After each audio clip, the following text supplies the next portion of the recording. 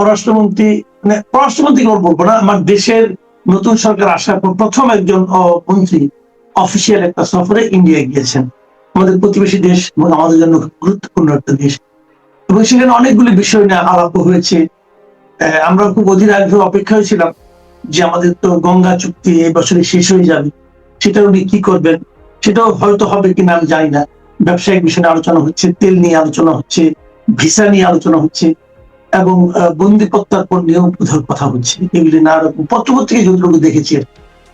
তো যতটুকু আপনিও দেখেছেন, আপনার কি মনে হচ্ছে? আর দ্বিতীয়ত, আপনি কি প্রত্যাশা করেন এই সফর থেকে? ফর্মাল যৌথ ঘোষণা বলে তো এখন পর্যন্ত আমি কিছু দেখি নাই আপনার নজরে, মানে আমি তো আজকে সকালে ফর্মাল যৌথ ঘোষণা আসে নাই। এই সফরটার ব্যাপারে দুটো ইম্পর্টেন্ট জিনিস হলো, প্রথম আমরা একটা শুভেচ্ছা সফর চেয়েছিলাম মরিশাস যাওয়া, মরিশাসের একটা প্রোগ্রাম আছে, ওই যাওয়ার পথে দিল্লিতে আমাদের পররাষ্ট্রমন্ত্রী এবং ওনার সাথে যে অ্যাডভাইজার আছেন পররাষ্ট্র উপদেষ্টা, উনিও বোধহয় গিয়েছেন, দুজন গিয়েছেন। তো এই যে দুজন গেলেন, পরবর্তীতে ওনাকে করা হলো যে এটা সরকারি সফর করা হলো, এবং সরকারি সফরে ওনারা আছেন। তো ওনাদের কাউন্টার পার্ট, আগে অজিত দোভালের সাথে একটা মিটিং হয়েছে, কাউন্টার পার্টের সাথেও মিটিং হবে। এবং আপনি যা যা বললেন বিষয়গুলো তো আমরা সবাই জানি যে আমাদের ভারতের সাথে কি কি নিয়ে আলোচনা করা দরকার। যেমন গঙ্গা পানি চুক্তি, যেটা এই বছরের ডিসেম্বরে শেষ হয়ে যাবে, চুক্তি যে আমরা করেছি, শেখ হাসিনা যেটা করেছিলেন, তো এটা শেষ হয়ে যাবে। আমাদের তিস্তা পানি বন্টন চুক্তি নিয়ে অনেকদিন ধরে আমাদের মধ্যে আলোচনা হচ্ছে, টানাপোড়েন আছে। আমাদের বর্ডার কিলিং নিয়ে অনেক টানাপোড়েন আছে। এর মাঝখানে তো আমাদের ব্যবসা বাণিজ্যের বিষয় আছে, কেন আমরা যতই স্লোগান দেই পিন্ডি ঢাকা বা দিল্লি ঢাকা, আমরা যতই বলি, তারপরেও কিন্তু আমাদের দিল্লির সাথে একটা ভালো সম্পর্ক রাখার প্রয়োজন আছে। এই জন্য পররাষ্ট্রমন্ত্রীর প্রথম শুভেচ্ছা সফর এবং সরকারি সফর হয়েছে ইন্ডিয়াতে। এবং সেখানে ব্যবসা বাণিজ্যটা খুব ইম্পর্টেন্ট আমাদের, যে শেখ হাসিনা যে ডিজেল পাইপলাইনটা উদ্বোধন করেছিলেন শেখ হাসিনা এবং মোদী, যেটা পার্বতীপুরে এসে শেষ হয়েছে ইয়া থেকে, শিলিগুড়ি থেকে। তো সেই পাইপলাইনে এখন ডিজেল আসছে, অন্তর্বর্তীকালীন সরকারের সময় এসছে।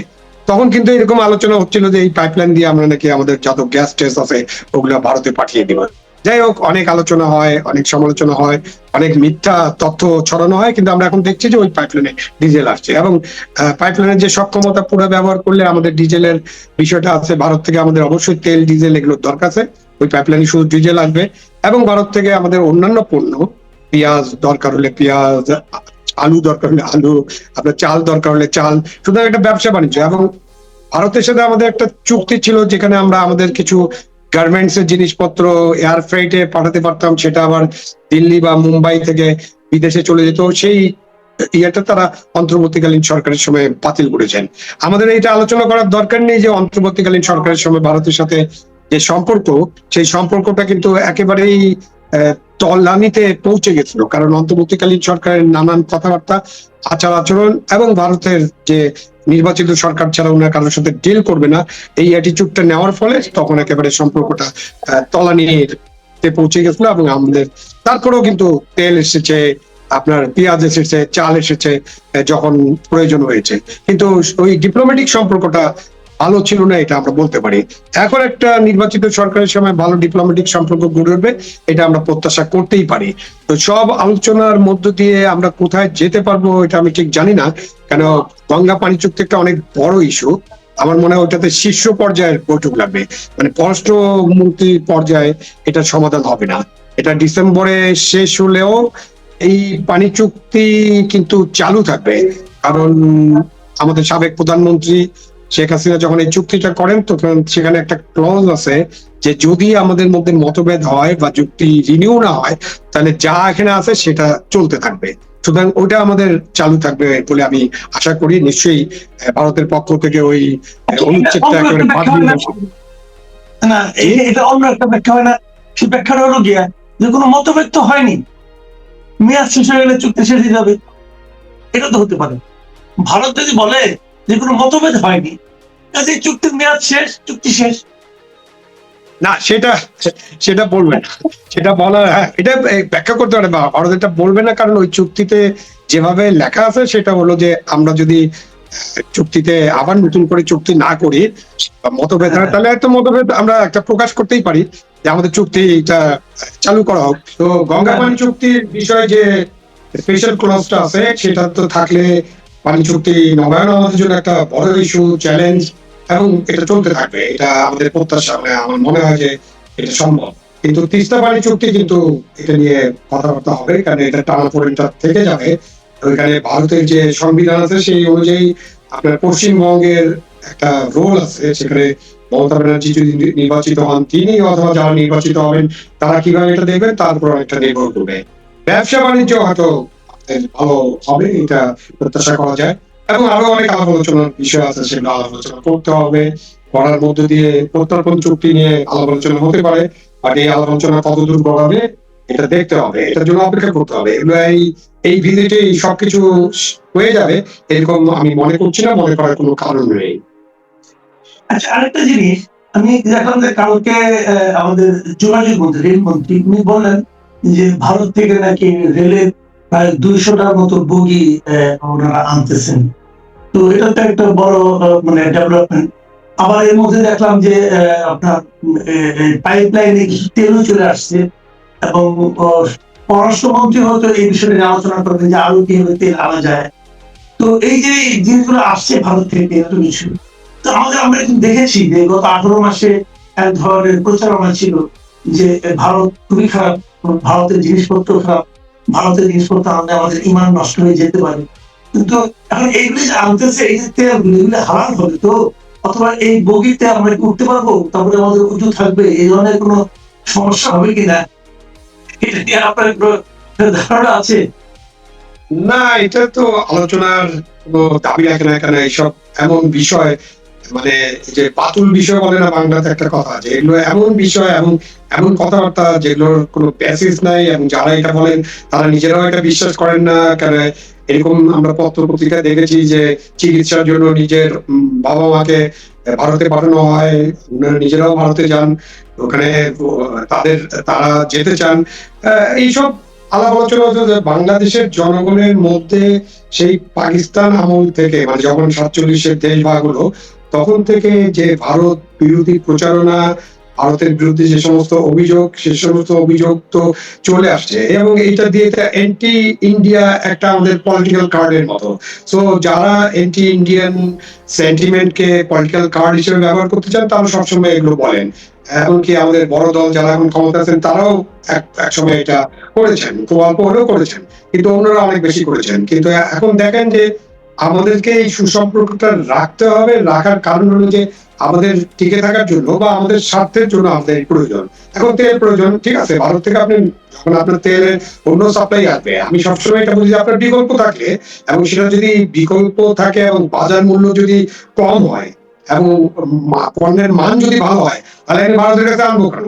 আমরা তো কোনো ভারতের এজেন্ট না, আমি তো ভারতের পক্ষের লোক না, আমার ভারতের পক্ষে আমার থাকার কোনো কারণ নাই। আমি বাংলাদেশের মানুষ, বাংলাদেশের নাগরিক, বাঙালি, এবং আমরা বাংলাদেশ হলো আমার দেশ। সুতরাং বাংলাদেশের স্বার্থ অক্ষুণ্ণ থাকবে সেরকম কাজ আমরা করবো। এখন তেলের দাম ভারতের সাথে যা আছে তার চেয়ে কম দামে যদি আমরা তেল আনতে পারি আরো দূর থেকে বা কাছে থেকে বা মধ্যপ্রাচ্য থেকে, আমরা সেটাই করবো, এটাতে কোনো অসুবিধা নেই। কিন্তু সুবিধা হলো যে আমাদের সাথে তাদের যে 4000 কিলোমিটারের কিছু বেশি বর্ডার আছে, এবং আমাদের সাথে তাদের যে যোগাযোগ ব্যবস্থা গড়ে উঠছে, এই যে ট্রেন যোগাযোগ আছে, সড়ক যোগাযোগ আছে, পাইপলাইন যোগাযোগ আছে, এগুলোর কারণে আমাদের একটা সুবিধা আছে। এখন তো চট্টগ্রাম থেকে নারায়ণগঞ্জের পাইপলাইনের মাধ্যমে তেল আনা হয়। কারণ কি, রাস্তা দিয়ে তেল আনতে হলে তেল চুরি হয়, তেলের একটা মানে টেকনিক্যাল ওরা বিষয় বলে যে তেল নাকি বাতাসে উড়ে যায়। তাই এইসব বন্ধ করার জন্য পাইপলাইনের ভিতর দিয়ে আসলে এটা ভালো। তো আমরা আরো পাইপলাইন করতে পারি, চিন্তা করতে পারি যে আমরা যদি ভারত থেকে বিদ্যুৎ আসতেছে, বিদ্যুৎটাও আমাদের দরকার। এই যে আপনার বাসায় হঠাৎ করে বিদ্যুৎ চলে গেল, তাই না, বিদ্যুতের বিষয় তো আমাদের তাদের সাথে একটা চুক্তি আছে, সেই চুক্তিগুলো কার্যকর রাখতে হবে। তো ভারতের সাথে আমাদের সম্পর্কটাকে গুরুত্ব দিয়ে ভাবতে হবে। শুধুমাত্র ভারত বিরোধিতার জন্য নানান কথা বলে লাভ নেই।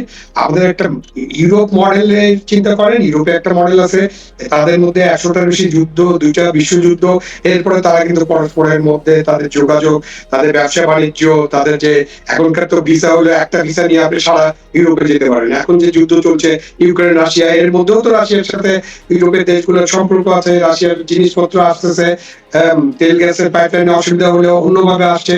এখন যে আপনি রেল লাইনের মাধ্যমে যে তেল আসতেছে এটাও আমাদের জন্য ভালো, কারণ আগে তো আমরা রেল লাইনের মাধ্যমেই তেল আমাদের দেশেও চলাচল করতো, সুতরাং ওখানে আসলে ওটাও আমরা ব্যবহার করতে পারবো। যদি ভারত আমাদেরকে তেল দেয়, তেলের তো আমাদের এখন দরকার। এখন এই জ্বালানি সংকট এবং তেলের যে সংকট, সেই সংকটটা তো হয়তো আরো কিছুদিন থাকবে। যদি একটা সিজ ফায়ার হয়েছে, বাট সিজ ফায়ারের পরে কি আলোচনা হবে, কতটুকু শান্তি হবে, হরমুজ প্রণালী পুরোপুরি খুলে যাবে কিনা, এসবের জন্য তো আমাদের আগামী 3 সপ্তাহ 4 সপ্তাহ বা আগামী একটা মাস তো আমাদের জন্য বেশ এই জ্বালানি সংকট এবং চ্যালেঞ্জটা আছে। সেই চ্যালেঞ্জ মোকাবিলার জন্য আমাদের অবশ্যই যতটুকু সহায়তা আমরা তাদের কাছে পাবো, নিতে হবে আমাদেরকে, এবং বন্ধুত্ব করেই নিতে হবে। আপনি তো গায়ে জোরে নিতে পারবেন না, জোর করে তো আমরা আনতে পারবো না, এবং গালাগালি করেও আনতে পারবো না, নিন্দা করেও আনতে পারবো না। সুতরাং গভর্নমেন্টে যারা থাকেন তারা কিন্তু সবসময় এই বন্ধুত্বের বিষয়টাকে জোরদার করেন। যেই মাত্র অপোজিশনে যান কেউ কেউ, তখন তারা কিন্তু আবার ওই কার্ডটা খেলার চেষ্টা করেন। নিশ্চয়ই আমরা এগুলো থেকে বেরিয়ে যাবো, এটা প্রত্যাশা করা উচিত। ওই কার্ডটা আসলে একটা খারাপ কার্ড, ওটা কোনো ট্রাম কার্ড না। জি, আমরা একদম শেষ প্রসঙ্গে চলে আসি। আপনি দেখছেন এর মধ্যে আমাদের নতুন জাতীয় সংসদ বসেছে, সরকারি দল বিরোধী দল আছে, তারা অনেকগুলো কাজকর্ম করছে। এর মধ্যে আপনার কাছে ভালো মন্দ হয়তো অনেক কিছু লেগেছে, আপনি বলবেন অল্প করে। কিন্তু যে প্রশ্নটা আমি করতে যাচ্ছি যে এই যে অন্তর্বর্তীকালীন সরকারের যে অধ্যাদেশগুলো যেগুলো ছিল 133টা, তার মধ্যে কিছু কিছু তারা হুবহু রেখেছে 98টা, আর 4টাকে তারা বাতিল করে দিয়েছে, 16টা নিয়ে একটু চেঞ্জ করেছে, আর 15টা উত্থাপিত হবে না, পরবর্তীতে হবে। এই যে ক্যাটাগরিগুলো আপনি নিশ্চয়ই সব খেয়াল করছেন, এগুলো নিয়ে আমরা সাধারণ একটা মন্তব্য জানতে চাচ্ছেন, পার্টিকুলারলি কোনো একটা বিষয় বলছি না, সবগুলো মিলিয়ে আপনার অবজারভেশনটা কি? অন্তর্বর্তীকালীন সরকারের সময় যখন এই অধ্যাদেশগুলো জারি করা হয়েছিল, তখন এই বিভিন্ন অধ্যাদেশ নিয়ে আমাদের যারা সিনিয়র আইনজীবীরা আছেন, বা আরো অন্যান্য যারা এইসব বিষয়ে পর্যালোচনা করেন, তারা কিন্তু কথাবার্তা বলেছেন, এবং এমনকি আমাদের যে দল এখন ক্ষমতা আছে তাদের পক্ষ থেকেও কথাবার্তা হয়েছিল। অন্তর্বর্তীকালীন সরকারের অধ্যাদেশ নিয়ে আরেকটা বড় ইস্যু হলো যে প্রেসিডেন্ট শাহাবুদ্দিন বলেছেন যে তাকে অনেক কিছু জানানো হয়নি, তার নামে অনেক কিছু করা হয়ে গেছে। সুতরাং এইসব অধ্যাদেশে প্রেসিডেন্ট শাহাবুদ্দিনের যে সম্মতি, এই সম্মতির ব্যাপারে একটা বড় প্রশ্ন উত্থিত হয়েছে। এখন আপনি ধরেন জেনারেল জিয়া এবং জেনারেল এরশাদের সময় আরো অনেকগুলো অন্তর্বর্তীকালীন অধ্যাদেশ জারি করেছিলেন। সেই অধ্যাদেশগুলোর 100%ই পরে পার্লামেন্টে অ্যাপ্রুভ হয়ে যায়। কারণ কি, তারা রাজনৈতিক দল করেছেন এবং সেই রাজনৈতিক দলটা ক্ষমতায় চলে আসছিল, নিরঙ্কুশ ক্ষমতা পেয়ে গিয়েছিল। সুতরাং তখন আপনি শতভাগ অধ্যাদেশ, ভুল খারাপ ভালো মন্দ জঙ্গি সবই পাশ হয়ে গেছিল। এখন আপনি 111-এর পরে কিন্তু অধ্যাদেশের অনেকটাই, যেহেতু 111-এর যারা ছিলেন তারা কোনো রাজনৈতিক দল গড়ে তুলতে পারেননি, চেষ্টা হয়েছিল হয়তো, কিন্তু তারা ওই রাজনীতিটা করেনি। তো অন্য দল যখন ক্ষমতা আসে, তারা তাদের মতো করে যেগুলো অধ্যাদেশকে প্রয়োজনীয় মনে করছে, ভালো মনে করছে, সেগুলো করতে, বাকিগুলোকে আইনে পরিণত করেনি। এখন এই সরকারের ক্ষেত্রে একই ঘটনা, কারণ অন্তর্বর্তীকালীন সরকারের যে কিংস পার্টি বা রাজনৈতিক দল যেটা তারা গঠন করেছিলেন, বা যাদেরকে তারা ক্ষমতায় দেখতে চেয়েছিলেন বা আনতে চেয়েছিলেন, এরকম অনেকেই অভিযোগ করেন, তারা তো আসেননি। তো ফলে 100% হবে এরকম প্রত্যাশা করার কোনো কারণ নেই। সেই কারণে আপনার এই ক্যাটাগরিটা আপনি দেখতে পাচ্ছেন যে কিছু তারা আইনে পরিণত করছেন, কিছু নিয়ে আলাপ আলোচনা করবেন, আর কিছু ভবিষ্যতে আলাপ আলোচনা করে আইন সভায় পেশ করা হবে। এখন এই সংসদ তো একটা 5 বছরের মেয়াদের সংসদ, মানে আপনি যদি সংসদ যেদিন থেকে বসে সেদিন থেকে 5 বছর থাকবে। সংসদের একটা প্রধান কাজই কিন্তু আইন প্রণয়ন করা। সংসদ সদস্যরা অনেক কাজ করেন, কিন্তু তাদের প্রধান কাজ আইন প্রণয়ন করা। আইন প্রণয়ন তো এটা চলতে থাকবে, এবং আমরা নিশ্চয়ই দেখবো সংসদে নানান আইন আসবে, আইন নিয়ে আলোচনা হবে, কথাবার্তা হবে। অন্তর্বর্তীকালীন সরকারের যে অধ্যাদেশগুলো ছিল, এগুলো নিয়ে আরো একটা ব্যাপক আলোচনা দরকার ছিল। যদিও তারা একটা পার্লামেন্টারি কমিটি করেছিলেন, আমাদের জনগণের কাছে তো কিছু আলোচনা আসেনি। তারা কি আলোচনা করছেন সেটা আমরা প্রকাশ হয়নি, বা ওইটাতে টিভিতে তো সরাসরি ব্রডকাস্টও হয়নি। যদি টেলিকাস্ট হতো তাহলে আমরা বুঝতে পারতাম। এখন যদি পার্লামেন্টে কিছু আলোচনা হতো এবং পার্লামেন্ট টিভি যদি এটা প্রকাশ করতো, প্রচার করতো, তাহলে আপনারা হয়তো জানতে পারতাম যে কি কি বিষয় আলোচনা হলো, কোথায় কারা করছিল। যেমন কালকে দেখলাম জামাতে ইসলামের আমির বললেন যে একটা সংশোধনী অধ্যাদেশ, যেটা ওই যে আওয়ামী লীগকে নিষিদ্ধকরণের যে অধ্যাদেশটি, সেটার ব্যাপারে উনার নাকি বক্তব্য আছে। বাট এইটা তো সংসদীয় যে রীতি আছে, রীতির বাইরে তো উনি বক্তব্য রাখতে পারবেন না। সুতরাং উনি কি বলতে চেয়েছিলেন এটা কিন্তু জানা হলো না। পরবর্তীতে উনি সাংবাদিক সম্মেলন করে বলতে পারতেন যে আমার এটা বক্তব্য ছিল, আমরা এখন জানি না। তো অনেকে মনে করছেন যে এটা একটা নাটক ছিল কিনা, এরকম একটা নাটকীয়তা করা হলো কিনা, অনেকে এটা বলেছেন। এবং মনে করছেন। তো এখন দেখেন যে অনেকগুলো যে অধ্যাদেশ, তার মধ্যে বেশ কিছু ত্রুটি বিচ্যুতি আছে। ত্রুটি বিচ্যুতি সহ এটা যদি আমরা আইনে পরিণত করি, কোনো অসুবিধা নেই। এই আইন নিয়ে আবার আলোচনা হবে, আবার সংশোধন করতে হবে। প্রথম আসি স্থানীয় সরকারের একটা অধ্যাদেশ নিয়ে। স্থানীয় সরকার অধ্যাদেশ, যেটা স্থানীয় সরকার আইন 2009 ছিল, সেখানে কিন্তু আপনি উপজেলা পরিষদ চেয়ারম্যান বা যে কোনো স্থানীয় সরকার যে প্রতিনিধি, তাকে অপসারণ করার একটা নিয়ম ছিল। আপনি মামলা মোকদ্দমা বলে তার বিরুদ্ধে যদি চার্জশিট গ্রহণ হয়, তখন তাকে সাসপেন্ড করতে পারবেন। যদি অনাস্থা প্রস্তাব আসে ইয়ার মধ্যে পরিষদে, তখন তাকে সাসপেন্ড করতে পারবেন বা তাকে বাতিল করতে পারবেন। এই উপজেলা পরিষদের বা যে কোনো স্থানীয় সরকার পরিষদ বাতিল করার একটা বিধান ছিল। আমাদের অন্তর্বর্তীকালীন সরকার এসে হঠাৎ করে তাদের কি হলো, অবশ্যই সেখানে একটা সমস্যা ছিল, অনেক পরিষদের চেয়ারম্যান কে পাওয়া যাচ্ছিল না, বা তাদের নামে মামলা মোকদ্দমা ছিল, কিন্তু ওই আইনেই পদ্ধতিগত ভাবেই এটা কাজ করা যেত। কিন্তু তারা একটা আইনের মধ্যে একটা জিনিস ঢুকিয়ে দিলেন যে সরকার ইচ্ছা করলেই সমস্ত পরিষদ বাতিল করে দিতে পারে। এর চেয়ে কালো আইন, জঙ্গলি আইন তো আর হতে পারে না। সেই আইনটাই পুরোপুরি এখন পার্লামেন্ট অ্যাকসেপ্ট করলো। তো তাহলে তো ভাই আর উপজেলা পরিষদ বা আপনার মিউনিসিপাল কর্পোরেশন বা পৌরসভা, ইউনিয়ন পরিষদ, এগুলো নির্বাচন করার দরকার কি? তাহলে তো সরকার এই আইনটাই করে দিতে পারে, এইসব পরিষদে সরকারের প্রতিনিধিরা বলবে এবং তারা থাকবে। যখন সরকার ইচ্ছা করবে, যাকে ইচ্ছা করবে তাকে প্রতিনিধি দিয়ে পরিষদ বানিয়ে দিবে। আপনি নির্বাচন করবেন এবং নির্বাচিত হয়ে লোকজন আসবে, তারপর আপনি একটা কলমের খোঁচায় ওই আইনের বলে আপনি তাকে বাতিল করে দিবেন। এটা তো ভালো আইন হতে পারে না। সুতরাং এই আইন নিয়ে ব্যাপক আলোচনা করে আইনের এই অংশটা বাতিল করা উচিত ছিল। যেমন অনেক আলাপ করেছি যে আমাদের সংসদ সদস্যদেরকে তাদের উপদেষ্টা বানানো হয়েছিল, এবং উপদেষ্টা বানানোর কি পরিণতি হয়েছে আপনি দেখেছেন। এবং উপজেলা পরিষদের চেয়ারম্যানরা, উপজেলা পরিষদ কতবার এসব নিয়ে কথা বলছে। ওটাও ছিল একটা জঙ্গলি আইন, এবং সংসদের সকল সদস্য কয়েকজন বাদে এই আইন সমর্থন করেছিলেন। আপনি একটা নির্বাচিত পরিষদের উপর হঠাৎ করে আপনি উপদেষ্টা বসায় দিবেন কেন? এবং ওইখানে যে তাদেরকে অপসারণ যে আইন ছিল, ওইখানেও বেশ কিছু সীমাবদ্ধতা ছিল। ওগুলো কারেক্ট করা উচিত ছিল বা কারেক্ট করার দরকার, এখনো করতে হবে। কারণ আমাদের সংবিধানে স্থানীয় সরকার একটা আলাদা চ্যাপ্টার, এবং স্থানীয় সরকার প্রতিষ্ঠান কিন্তু আমাদের খুবই গুরুত্বপূর্ণ প্রতিষ্ঠান আমাদের গণতন্ত্রের জন্য। এবং আমাদের যে রাজনৈতিক দল যারা এখন ক্ষমতায় আছেন, ক্ষমতার বাইরে আছেন, ক্ষমতায় ছিলেন, সবাই কিন্তু সবসময় তাদের যে নির্বাচনী ইশতেহার, সেখানে উপজেলা পরিষদকে শক্তিশালী করা হবে, ক্ষমতায়ন করা হবে, আরো ডিসেন্ট্রালাইজেশন করা হবে, এইসব কমিটমেন্ট দেন। কিন্তু ফাইনালি তারা এইসব কমিটমেন্ট রক্ষা করে না। এখন নতুন করে যে আমরা শুরু করলাম, আমরা আগেও 2-1 বার শুরু করেছি, কিন্তু আমরা ধরে রাখতে পারি নাই। এই যে এখন নতুন করে 26 সালে শুরু করলাম, সেখানে তো আমাদের এই বিষয়গুলো ঠিক করার দরকার ছিল। ওই আইনটা, আরেকটা আইন যেটা কালকে পাস হয়েছে, সেখানে অধ্যাদেশ করে আওয়ামী লীগকে নিষিদ্ধ করার কথা বলা হয়েছে।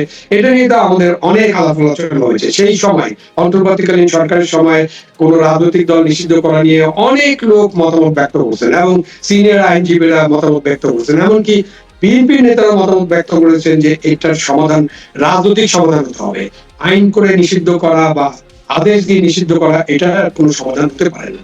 এখন ওই আইনটা পুঙ্খানুপুঙ্খ যেরকম ছিল সেরকমই যদি পার্লামেন্ট পাস করে দেয়, তাহলে এতদিন ধরে যে আলাপ আলোচনা হলো, যে ইনক্লুশনের কথা নিয়ে আমরা আলোচনা করছি, এবং আপনার নিশ্চয়ই মনে আছে তারেক রহমান সাহেব যখন সংখ্যাগরিষ্ঠতা পেলেন, যখন তিনি মানে উঠবি প্রধানমন্ত্রী, তখন তিনি কিন্তু বলেছিলেন যে আমি কিন্তু সকলের নেতা, আমি সকলের প্রধানমন্ত্রী হব।